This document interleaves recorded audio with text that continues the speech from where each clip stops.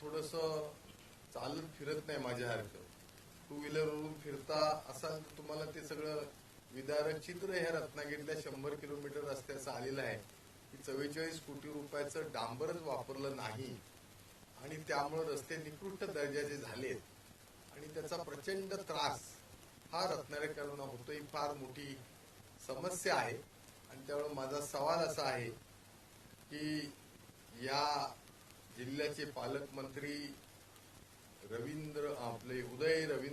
उदय स्वरूपा रवींद्र सामंत की जे तुमच्या पद्धतीनं 5 वेळेला निवडून आलेले आहेत, तर त्यांनी या 44 कोटीच्या डांबराची वाउचर या निवडणुकीपूर्वी रत्नागिरीला जनतेला दाखवावी.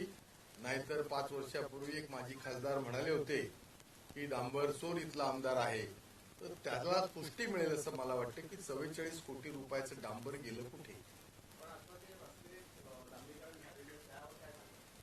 काय झालं. आता तुम्ही काय क्वालिटी कंट्रोल वाले आहात की काय?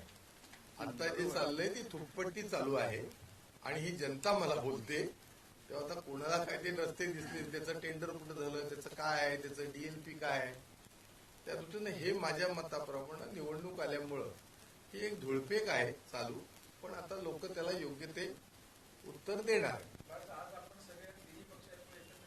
3 नाही 4 5 झाले पक्ष. अशाच नवनवीन घडामोडी पाहण्यासाठी 24 न्यूज चॅनलला आत्ताच सबस्क्राईब करा, शेअर करा आणि बेल आयकॉनला प्रेस करायला विसरू नका. आणि हो, तुमची प्रतिक्रिया देखील कॉमेंट बॉक्समध्ये नोंदवा.